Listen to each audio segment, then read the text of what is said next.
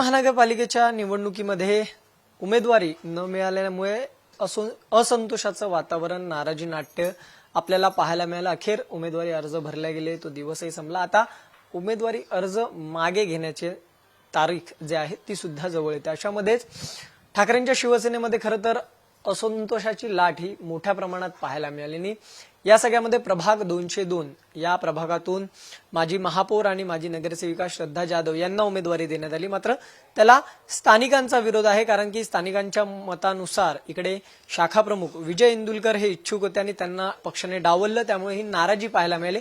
आणि या सगळ्या नाराजी नाट्यामध्ये काल मातोश्रीवर सुद्धा हे सगळे शिवसैनिक कार्यकर्ते हे सगळे पोहोचले होते आणि त्यानंतर सुद्धा तिथे नेमकं काय घडलं, नेमका श्रद्धा जाधवांना विरोध का, हे सगळं आपण जाणून घेणार आहोत. मात्र हे जाणून घेण्यासाठी माझ्यासोबत चंद्रभागा शिंदे अर्थात फायरआजी माझ्यासोबत आहेत, ज्यांनी काल सुद्धा या गोष्टीचा विरोध केला. आणि फायरआजी ज्या आहेत त्या चर्चेत आला ज्यावेळेस पक्षामध्ये फूट पडली आणि त्यावेळेस तुम्ही तुमची एकनिष्ठता, तुमचा जो स्वभाव होता तो तुम्ही दाखवून दिला आणि तुम्ही उद्धव साहेबांबरोबर थांबला. आता गोष्ट अशी आहे की आता तुमचा हा जो प्रभाग आहे, हा जो वॉर्ड आहे, इथे माजी महापौर आहेत श्रद्धा जाधव, त्यांना उमेदवारी देण्यात आली आणि विजय इंदुलकर जे आहेत त्यांना पक्षाने डावललं. ती नाराजी आहे. तुम्ही काल तिथे गेला होता. नेमकं असं काय घडलं जे त्यांना उमेदवारी डावलली गेली, एक, आणि दुसरं श्रद्धा जाधव या नावाला तुमचा विरोध काय? का म्हणजे नेहमी काय, आम्ही साहेबांसाठी पहिला जाऊन साहेबांना भेटलो होतो आणि सांगितलं होतं इंदुलकरांचं सीट द्या म्हणून असे बोलले होते मी. झाले एक महिना झाला, 1-1.5 महिना झाला साहेबांना, 2 महिने झाले असते मी बोलून आले आणि साहेब हो बोलले. आणि त्याच्यानंतर आमचे शाखाप्रमुख सारखे 4-5 वेळेला जाऊन आले आणि सगळ्यांनी सांगितलं देणार म्हणून, तुम्हाला सीट देणार म्हणजे. त्या दिवशी रात्री 3 वाजेपर्यंत शाखाप्रमुख आमचे इंदुलकर मातोश्री होते आणि शाखाप्रमुख असताना तुम्ही बोलले काय सकाळी 10 वाजता या, तुम्हाला युनिफॉर्म देतो म्हणून. आणि 5 मिनिटात बदल कसं झालं हे आम्हाला पाहिजे ना. 5 मिनिटात तुम्ही देणार होते आणि लगेच बदल काय झाला? आम्ही काय लुच्चा काय शाखा म्हणून झाले? इतक्या वर्षी संघटात काम करतो निष्ठावन, आम्ही काय झेंडेच नाचवायचे काय? आम्हाला काय कुठलं काय हे नाही काय, पद नाही काय? आज शाखा प्रमुख आमचा झटतोय सगळ्या बाबतीत, पुढं हे होतात. शाखेचा कार्यक्रम महिला असू द्या, कोण या पुरुष असू द्या, सगळ्यांना सहकार्य घेऊन शाखा प्रमुख आमचा नाचतोय आणि आज त्याला डावलला म्हणजे आम्ही काय गप बसणार नाही. आणि एवढंच माझं म्हणणं, एवढंच आम्ही कसं झालं तरी शाखा प्रमुखला सोडणार नाही आणि आम्ही निवडून दाखवणार शाखा प्रमुखला. अपक्ष फॉर्म भरायला लावलेला आहे काल, बघू आमचं काय होतं ते मागं हटणार नाही. आम्ही शिवसेनेत काम करून एवढं आम्ही आता म्हातारी झाली, मी नंतर वडापाव खाऊन आम्ही दिवस काढलेले आहेत. आम्ही निष्ठावान आहेत, कधी बाळासाहेबापासून कधी मागं हटलेला नाही. आता आम्हाला न्याय पाहिजे, याचा न्याय पाहिजे आम्हाला बस. आज एक प्रश्न असा आहे जो मी विचारला की श्रद्धा जाधव माझं मागं मी गेले होते तेव्हा साहेबांनी सांगितलं श्रद्धा म्हातारीचं काम कर, रूम दे, काहीतरी हे कर, भाड्याने नाचते, कुठं काय बिचारी हे करणार, असे साहेब बी बोलले. ते हो बोलली ती, देतो म्हातारीला रूम हे करून देतो म्हणून. ते पी नाही, रूम पी नाही, काहीच नाही दिलेलं मला अजून. साहेबांचं शब्द बी तिने डाळलं. मग साहेबांनी एवढा विचार करायला पाहिजे ना आमचा. का नाही केलं साहेबांनी विचार? काही काम करीत नाही. मतदारसंघात काहीच कामं नाही केली. एवढ्या वेळेस त्या नगरसेविका राहिल्या, माजी महापौर होते, काही काम केलंय. शाखा प्रमुख आमचा इकडे जातोय तिकडे जातोय. चौधरी साहेब उभे होते तेव्हा बी आमच्या शाखा प्रमुखनी पाठिंबा दिला. जेव्हा तेव्हा बोलवलं तर शाखा प्रमुख धावत होता आमचा. म्हणजे शाखा प्रमुखला किंमत नाही काय? मग आम्ही का मागं हटायचं म्हणून? आम्ही शिवसेना आहे, आम्ही काढणार निवडून कसे शाखा प्रमुखला. अपक्ष फॉर्म भरलाय. श्रद्धा जाधव या शाखेत वगैरे येत होत्या का, कार्यक्रमात येत होत्या का? कधी नाही, कधी तरी यायची. 4 महिन्यात 2 महिन्यात असं यायचे, कधी येत नव्हती शाखेत. मी काय जायच नव्हते, शाखेत बोलवलं तरच मी जायच होते.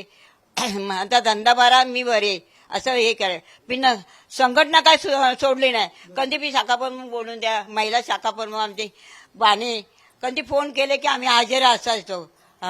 कुठं बी जाऊन द्या, तर मिटिंगला वगैरे सगळ्याला आम्ही हजर असायचा. हा अन्याय केवढा झाला आमच्यावर. हा, एखाद्या सामान्य याला सीट नाही म्हणजे केवढ्या नेहमी नेहमी आता कितींदा 5 का 6 वेळेला तिला सीट दिली, मग तिनेच मक्तेदारी घेतली काय? बाकीच्यांना भेटावा नाही काय? हा, हे आमचा विचार आहे. काल तुमच्या सोबत काही महिला पदाधिकारी होत्या या विभागातल्या, त्यांनी सुद्धा ही नाराजी व्यक्त केली. त्यातल्या काही जणांनी आरोप केले होते त्यांच्यावर की त्यांनी अनेक गोष्टी त्या महिलांकडून करून घेतल्या होत्या, कार्यक्रमाच्या दरम्यान केल्या होत्या, मात्र त्याचा मोबदला जो देणार होता तो दिला गेला नाही. काय तथ्य आहे या गोष्टी? आमची बाणे शाखा प्रमुख आहेत ना, ती निवडून आल्याच्या नंतर तिने खूप खर्च केलं. तिच्याकडे मागितल्या साड्या, मागितल्या, हे ते सगळं का तिने पुरवलं. आज बिचारी वडापावाचा धंदा करते नाक्यावर. हा, तिला न्याय भेटला पाहिजे ना. हा, तिला काहीच ते केलेलं नाही, मग कसं काय होणार सांगा?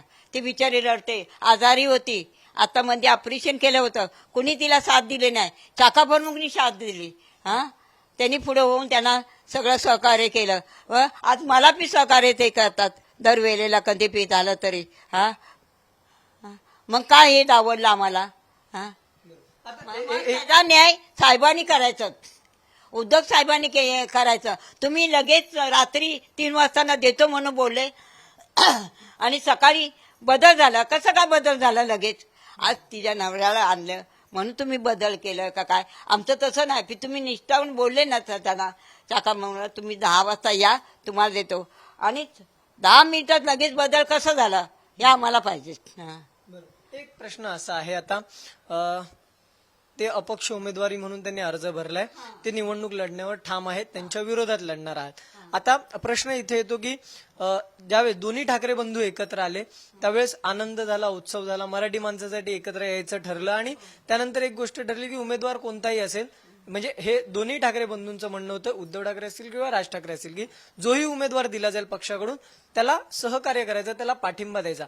असं असताना आता तुम्ही एकनिष्ठ आहात, तुम्ही एवढ्या वर्षापासून आहात, म्हणजे पक्ष फुटला तरी तुम्ही उद्धव ठाकरे यांच्यासोबत राहिलात. बरं, मग आता फायर आजींची भूमिका काय? त्या या निवडणुकीत कोणाच्या पाठी उभे राहणार? पाठी म्हणजे शाखा प्रमुखच्या पाठी लागणार. आम्हाला न्याय पाहिजे. हा, आज इतक्या वर्षी झटतात आहे ना, मग आम्ही झेंडेच फिरवायचे काय? आम्हाला न्याय नको काय? हा, दोघं भाऊ एकत्र आले, आम्हाला आनंद आहे. हा, आम्ही काय नाही म्हणत नाही, ह्याचा न्याय करा ना. दर टायमाला 8-8 वेळेला तिला शीट देता म्हणजे त्याच्यात नाराजी आहे आमची. हा, मग आम्हाला नको, आमच्या शाखा प्रमुखला तर तुम्ही हे करा ना.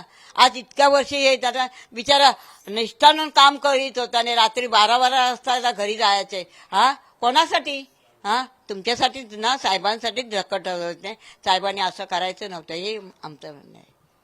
आता समजा ते निवडून आल्यानंतर जसं ते म्हणतात की 100% निवडून येणार, तुम्ही त्यांच्या पाठीशी आहात, म्हणजे पक्षाने सांगितलेलं असतं, पक्षाचा उमेदवार असताना सुद्धा तुम्ही त्यांच्या पाठीशी आहात, कारण की त्यांनी बरेच वर्ष काम केलेलं आहे असं तुमचं मत आहे, आणि तुम्ही त्यासाठी विजय इंदुलकर यांच्या पाठीशी उभ्या राहणार आहात. मात्र असं असताना जर पक्षाने त्यांच्यावर कारवाई केली आणि उद्या जर ते निवडून आले तर त्यानंतरची भूमिका काय? त्यांचं म्हणणं आहे की मी पुन्हा शिवसेनेत जाणार. फायरआजींचं मत काय? हा, निवडून आल्याच्या नंतर आम्ही शिवसेनेत ते बोलतील ना तसं जाणार परत. हा, आम्ही मागणार नाही, पण निवडून दाखवणार.